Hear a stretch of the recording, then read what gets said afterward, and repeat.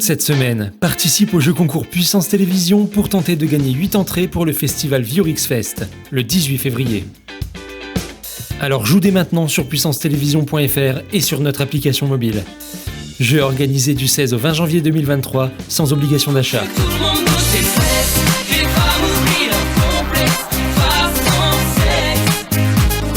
Dis-moi pourquoi, je n'ai Dieu que pour toi. Même la nuit quand je dors, je pense à toi encore. En partenariat avec Viorix. Je n'ai Dieu que pour toi.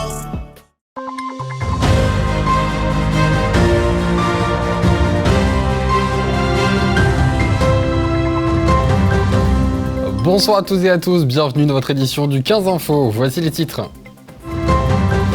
Après être passé au rouge au coup par coup, Stéphane, le maître de midi et Claironnet, a perdu en duel, mais remporte 568 000 € de gains et de cadeaux.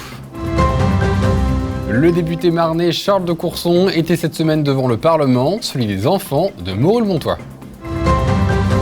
Après-midi de sensibilisation au handisport pour des enfants chaumontés dans le cadre du label Terre de Jeux 2024. Et depuis le 20 août 2022, les Claironnais Stéphane Patingre était à l'antenne chaque midi dans l'émission Les 12 coups de midi, diffusée sur TF1. Aujourd'hui, son parcours s'arrête après 153 participations et la découverte de 4 étoiles. Nous sommes allés à sa rencontre, il s'est confié à Manon de Fontis et Julien Carré. Bonjour, bienvenue chez moi. Son visage vous est familier. Depuis le 20 août 2022, il s'est invité chez vous tous les midis, aux côtés de Jean-Luc Reichmann. Stéphane et Claironnet de 50 ans nous ouvre les portes de sa maison pour nous raconter son aventure dans l'émission phare de TF1, Les 12 coups de midi. Stéphane, le public décompte à...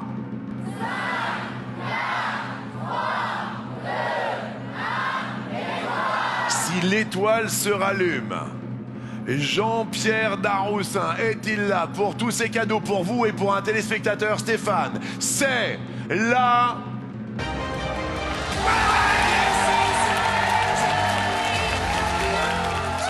J'avais pas revu ces images. Ça vous fait quoi du coup de les revoir? Ah, j'ai les poils qui hérissent. Je me dis que c'est le début d'une grande aventure que je me doutais même pas que ça allait monter comme ça, crescendo, et que j'allais performer autant. Donc, comme je l'ai dit là, j'en reviens pas parce que j'étais venu comme ça. On m'a appelé la veille pour venir enregistrer, pour remplacer quelqu'un qui était malade. Et puis, toutes les planètes se sont alignées et puis l'aventure a commencé comme ça. Du coup, à l'antenne depuis le 20 août 2022, Ouais. vous venez de perdre aujourd'hui. Ouais. Est-ce que vous avez un petit souvenir, une petite anecdote à nous raconter? Non, j'en ai pas un, j'en ai plusieurs. J'en ai en fait 153 parce que j'ai fait 153 participations et ça me fait 153 souvenirs en fait. Et ouais, on va dire que c'est ce jour-là, là, quand j'ai gagné ma première étoile, parce que franchement, je pensais vraiment jamais être maître de midi. J'étais venu juste participer, parce que moi, au départ, je voulais gagner les boules. J'étais parti pour avoir les boules et puis bon, j'ai vu qu'il y avait la maître de midi était là depuis quelques jours. Je me suis dit il y a peut-être un coup à faire. Et pourquoi avoir décidé de participer à l'émission? Pour moi, c'était le Graal des jeux télé, on va dire. C'est ce qui se fait de mieux actuellement en France. Et je me suis dit, vu que j'ai de la culture, je ne pensais pas en avoir autant. Hein. Franchement, toute modestie, je ne pensais pas que j'étais autant cultivé. Je me suis découvert ça au fur et à mesure. Et donc, je me suis dit, il y a plein de gens qui participent, pourquoi pas moi? Donc, j'ai fait les sélections 1 fois, 2 fois, 3 fois, 5 fois, 10 fois. La 10e fois, je suis pris. Et puis l'aventure a démarré comme ça. Alors, mais j'avais envie de faire ce jeu-là, quoi. Donc, voilà. C'était un truc que je voulais faire absolument. Ouais. Donc, Et du coup, pendant plus de 20 semaines, vous étiez à l'antenne en tant que maître de midi. Vous avez été suivi par plusieurs millions de téléspectateurs chaque jour. Ouais. Vous êtes maintenant reconnu et connu. Ouais. Vous la vivez comment, cette nouvelle notoriété? Maintenant, c'est un peu plus dur de passer inaperçu. Parce que comme je disais, tout le monde me reconnaît, surtout en plus sur la région de Saint-Dizier, sur la région même, on va dire, Champagne-Ardenne. Je sais que maintenant, pour faire mes courses, c'est très difficile. Donc, au lieu de mettre 1 heure, je mets 2 heures, voire 2 heures et demie. Parce que tout le monde me sollicite. Et puis, je suis ravi que les gens viennent me voir, viennent me demander un autographe, une photo, parler avec moi. J'en suis très content. Et par la suite, d'autres jeux télévisés sont prévus ? Mais je ne suis pas contre pour aller faire le Club des Champions ou quoi que ce soit, là, comme ils réunissent des grands maîtres. Je sais que je vais encore réapparaître dans quelques primes et les masters sur les 12 coups de midi. Donc s'il y a des possibilités de faire d'autres jeux, je ne vais pas me priver, au contraire.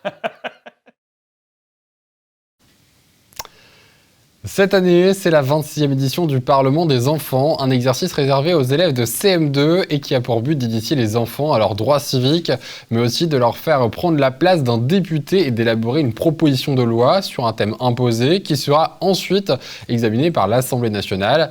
Dans le cadre de ce Parlement, les enfants, le député de la Marne, Charles de Courson, s'est rendu dans la classe de CM2 de l'école de Montrouge-le-Montois, une rencontre à laquelle a assisté Brigitte Maestrassi. Le Parlement des enfants, organisé par l'Assemblée nationale, réservé aux élèves de CM2, leur offre une leçon d'enseignement civique et moral en leur faisant prendre la place d'un député et d'élaborer une proposition de loi. Cette édition est marquée par l'abstentionnisme puisque c'est le thème qui leur a été imposé. Pour pouvoir écrire cette dernière, l'enseignant de la classe de CM2 de Montrouge-le-Montois a invité le député de la Marne depuis 30 ans, Charles de Courson, à venir échanger avec les élèves.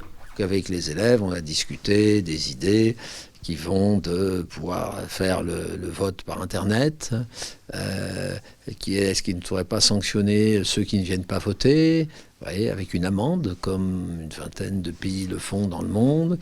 Est-ce qu'il ne faudrait pas utiliser Internet, de pouvoir faire le vote par Internet, enfin toutes ces idées, pour leur faire réfléchir sur pourquoi les gens s'abstiennent et quelles sont les mesures qu'on pourrait prendre pour qu'ils s'abstiennent moins ou peu.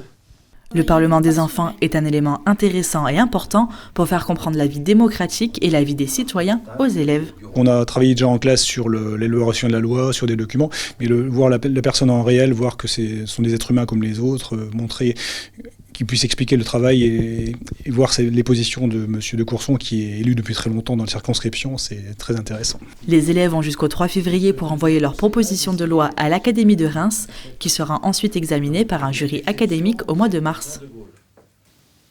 Et je vous le disais en titre, une après-midi de sensibilisation au handisport était organisée cette semaine par l'agglomération de Chaumont, conjointement avec les foyers ruraux de Haute-Marne et le comité départemental handisport, dans le cadre du label Terre de Jeux 2024. Le gymnase du Cavalier de Chaumont accueillait donc cette 5e action avec pour but de renforcer la place du sport auprès des jeunes, autour de valeurs d'inclusion et de solidarité. Écoutez la chargée de projet Terre de Jeux 2024 ainsi que le président de l'agglomération de Chaumont au micro de Thiago Kargovic. Soit donc là en l'occurrence le centre de loisirs dans un gymnase avec comme intervenant le comité handisport 52 et les foyers ruraux. C'est la 5e journée qu'on organise. On a déjà organisé sur le territoire à Marnay, à Nogent, à Chaumont déjà. C'est la 2e et à Fronc. Nous sommes labellisés Terre de Jeux. Nous sommes également base arrière pour les Jeux Olympiques 2024, pour le volley, pour le basket et pour le handball. Et on se quitte à présent avec notre chiffre du jour, le 115, soit le numéro d'appel gratuit du SAMU social, un dispositif qui vient en aide aux personnes vulnérables et sans-abri. Il est par ailleurs renforcé en Meuse depuis ce matin suite à l'activation du niveau 1 du plan départemental d'urgence hivernale par la préfète. Ceci engage notamment l'intensification des maraudes et le renforcement des distributions de denrées alimentaires à Bar-le-Duc et Verdun, en lien avec les associations du département. C'est la fin de cette édition, merci de l'avoir suivi. Tout de suite, la météo de demain. Très bonne soirée et très bon week-end à tous.